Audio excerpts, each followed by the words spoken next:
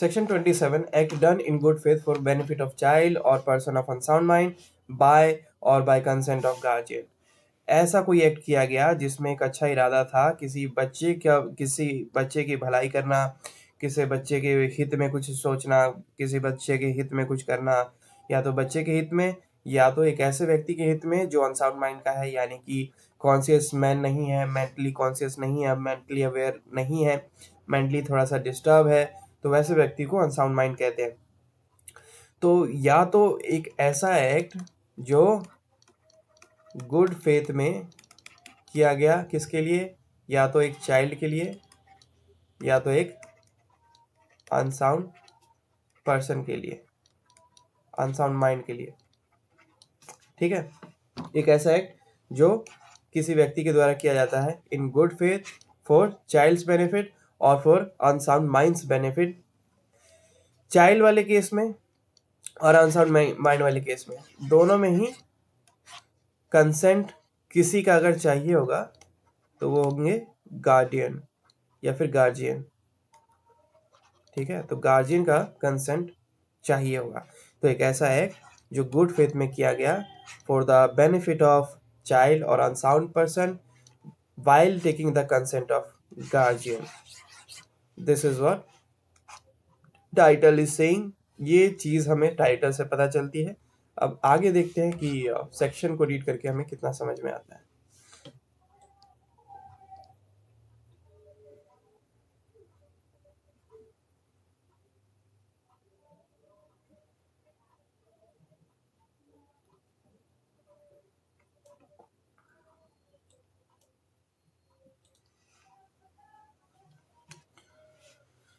Nothing which is done in good faith for the benefit of a person under 12 years of age or person of unsound mind by consent, either express or implied, of the guardian or other person having lawful charge of that person, is an offense by reason of any harm which it may cause or be intended by the doer to cause or to be known by the doer to be likely to cause to that person। एक व्यक्ति के द्वारा एक ऐसा act किया गया एक ऐसे व्यक्ति के लिए, एक ऐसे बच्चे के लिए जिसकी एज अंडर 12 ईयर्स हो, या फिर अनसाउंड पर्सन के लिए, अनसाउंड माइंड के लिए, गुड फेथ में, ठीक है, और कंसेंट लिया था उस व्यक्ति के गार्जियन से, चाहे एक्सप्रेस लिया हो या इम्प्लाइड लिया हो, और वैसी परिस्थिति में कोई मिसहैपनिंग हो जाती है तो वो ऑफेंस नहीं माना जाएगा। प्रोवाइडेड, प्रोवाइजो, इसका प्रोवाइजो क्या कहता है? Provided that this exception shall not extend to the intentional causing of death। लेकिन इसकी कुछ लिमिटेशन भी है। इसकी लिमिटेशन में सबसे पहला ये है कि भले ही आपने गार्जियन से कंसेंट लिया हो, लेकिन वो कंसेंट किसी व्यक्ति को या फिर उन व्यक्ति को जो कि एक ऐसा बच्चा है जो 12 साल से कम एज का है या फिर एक अनसाउंड माइंड पर्सन है, उसको मारने का ना हो, वैसा कंसेंट उस व्यक्ति को मारने का ना हो, ना ही उसको मारने के प्रयास करने का हो। Then B, the doing of anything which the person doing it knows to be likely to cause death for any person for any purpose other than preventing of death or grievous hurt। वो जो act करे वो उस व्यक्ति को बचाने से related हो, ना कि उनको मारने से। उनकी जान जाने वाली हो, उनकी जान जोखिम में हो सकता है उनको गंभीर चोट पहुंचे, गंभीर क्षति पहुंचे, तो उससे बचाने के लिए, ना कि उनको उल्टा विपरीत उसके मारने के लिए। और the curing of any grievous hurt और इन्फर्मिटी। तो ये जो कंसेंट है या तो उनकी ग्रीवियस डिजीज को रिड्यूस करने के लिए हो, उनकी जान बचाने के लिए हो, इससे रिलेटेड हो, ठीक है, इससे विपरीत नहीं। Then C saying the voluntary causing of grievous hurt or to the attempting to cause grievous hurt unless it be for the purpose of preventing death or grievous hurt or the curing of any grievous disease or infirmity। उस व्यक्ति की इच्छा, जो व्यक्ति जो consent ले रहा है और जो व्यक्ति कंसेंट दे रहे हैं, उन दोनों की प्योर इंटेंशन होनी चाहिए और सामने वाले व्यक्ति को गंभीर चोट, गंभीर क्षति पहुंचाने की ना हो, बल्कि उससे बचाने की हो, ठीक है। इसमें आ जाता है कि ए में आ जाता है कि जानबूझ के उसको मारने की ना हो, बी में आ जाता है कि मृत्यु से या फिर गंभीर क्षति से उसे बचाने की हो। और इसमें स्पेशली बात कर रहे हैं सी में कि गंभीर चोट से, उस गंभीर चोट से बचाने के लिए हो, ना कि गंभीर चोट पहुंचाने के लिए।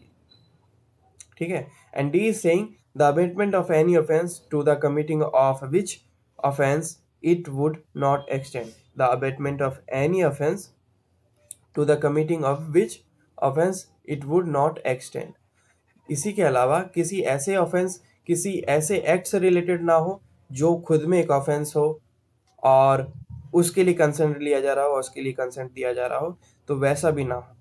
ठीक है, कि कोई और ऑफेंस कर रहे हैं आप उस बच्चे के साथ, तो वो भी ना हो। मान लीजिए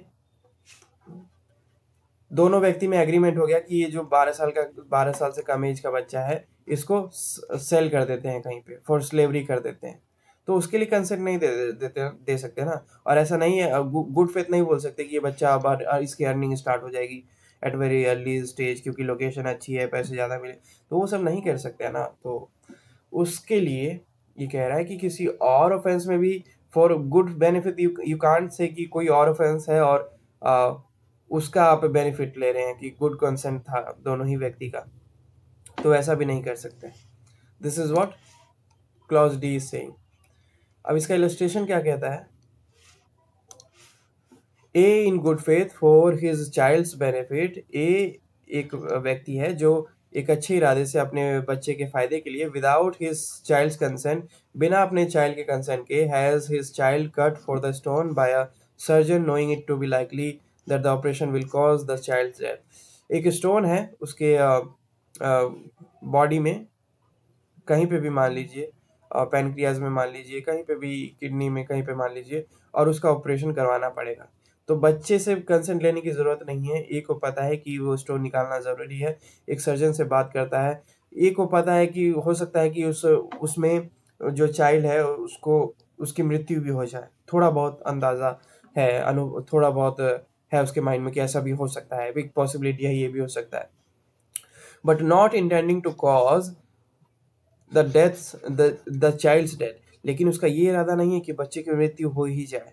ए is within the exception, यहाँ पर ए एक्सेप्शन में आता है, और in as much as his object was to cure of the child. और ये तब तक एक्सेप्शन में आता है जब तक उसका इरादा बच्चे को बचाने का है, बच्चे को फायदा पहुंचाने का है, ना कि उसे नुकसान पहुंचाने का। जैसे ही उसका नुकसान पहुंचाने का आएगा तब तैसे ही वो एक्सेप्शन से बाहर चला जाएगा। So this is what section 27 is saying.